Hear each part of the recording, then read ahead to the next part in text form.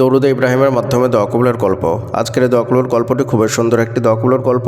এই দোয়া কবুলের গল্পের মধ্য থেকে আপনারা অনেকগুলো আমলের বিষয়ে জানতে পারবেন ইনশাআল্লাহ। আর এই আমলগুলো যদি আপনারা আপনাদের বাস্তব জীবনে কাজে লাগান তাহলে ইনশাআল্লাহ আপনাদের দোয়াও কবুল হয়ে যাবে। তো চলুন আর কথা না বাড়িয়ে দোয়া কবুলের গল্পটি আমি খালিদ হাসান আপনাদেরকে হুবহু পড়ে শোনাই। এই দোয়া কবুলের গল্পটি আমাদের একজন নিয়মিত ভিউয়ার্সের দোয়া কবুলের গল্প, আর এই গল্পটি তিনি আমাদেরকে ইমেলের মাধ্যমে শেয়ার করেছেন। আপনিও চাইলে আপনার বাস্তব জীবনের দোয়া কবুলের গল্পটি আমাদের সঙ্গে শেয়ার করতে পারেন, আমাদের চ্যানেলে প্রচার করা হবে। দোয়া কবুলের গল্প পাঠানোর জন্য আমাদের ইমেল আইডি ব্যবহার করবেন। আমাদের ইমেল আইডি হলো khalidhasan6695@gmail.com। এটা আমরা ডেসক্রিপশনেও লিখে দিচ্ছি। গল্পের শুরুতে তিনি আমাদেরকে সালাম দিয়েছেন, আসসালামু আলাইকুম ভাইয়া। ওয়ালাইকুম আসসালাম ও রহমতুল্লাহ। এরপরে তিনি লিখছেন, আজকে আমি এক অলৌকিক দোয়া কবুলের ঘটনা বলবো।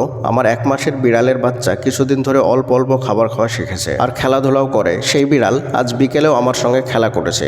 এরপর বিড়ালকে আমি তার ঘরে রেখে দেই। এশার নামাজের সময় আম্মু বিড়ালের বাচ্চাগুলো বের করে, তখন আম্মু লক্ষ্য করে যে বাচ্চাটা খেলা করে ওইটা একদম দুর্বল হয়ে গেছে, একদম চলতে পারছে না। আমাদের আরও বিড়াল ছিল, সেগুলোও মারা গেছে। তাদের মরার সময় যে অবস্থা হয়েছিল ঠিক তেমন অবস্থা হয়ে গেছে এই বিড়ালটারও। মানে মরার আগ মুহূর্তে প্রতিটা প্রাণীর যেমন অবস্থা হয় ঠিক তেমন। আর ও অনেক হাত পা ছোটাছুটি করছিল এবং টয়লেটও করে ফেলেছে। আম্মু আর আমি ভেবেছি আজরাইল এসেছে হয়তো। আমি আর আম্মু তখন অনেক কান্না করছিলাম। আম্মু তখন ওকে স্যালাইনের পানি খাওয়ায়। এরপর আমি এশার সালাত আদায় করি এবং এশার সালাতের নফল নামাজের সিজদায় আল্লাহর কাছে অনেক দোয়া করি, আল্লাহ যেন আমার বিড়ালের বাচ্চাকে সুস্থ করে দেয়। প্রথমে দরুদ পড়ে তারপরে আল্লাহর গুণবাচক নাম পড়ে আল্লাহ তাআলার নিকটে দোয়া করি। যেই নামগুলো পড়ছিলাম সেগুলো হলো ইয়া দাল জালালি ওয়াল ইকরাম, ইয়া হাইয়্যু ইয়া কাইয়্যুম, ইয়া রহমান ইয়া রহিম, এই বলে আল্লাহর নিকটে দোয়া করছিলাম। এবং এই নামগুলোর ওসিলায় বিড়ালের হায়াত ও সুস্থতা ভিক্ষা চেয়েছি।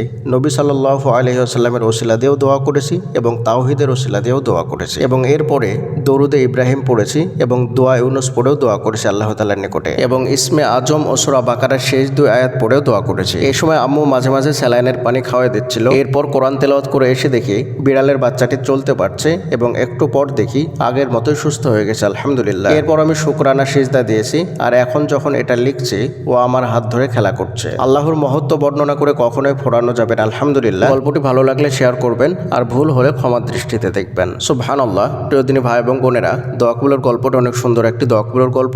আসলে পোষা প্রাণী অর্থাৎ বিড়াল এমন একটা প্রাণী, যারা এই প্রাণীটাকে পোষেন তারাই বোঝেন এই প্রাণীটা কতটা ভালোবাসার এবং কতটা আবেগের। আমি একজন বিড়াল প্রেমী, যার কারণেই এই কষ্টটা আমি বুঝতে পারি। অনেকের কাছে বিষয়টা তুচ্ছ মনে হতে পারে, কিন্তু আপনি একবার বিড়াল পুষে দেখবেন, বিড়ালের সঙ্গে থেকে দেখবেন প্রাণীটা কতটা আবেগের, কতটা ভালোবাসার। পরিশেষে আল্লাহ তাআলার নিকটে দোয়া করি আল্লাহ তাআলা যেন আমাদের সকলের পোষা প্রাণীগুলোকে সুস্থ রাখেন, ভালো রাখেন। আমিন। আসসালামু আলাইকুম ওয়া রাহমাতুল্লাহি ওয়া বারাকাতুহু।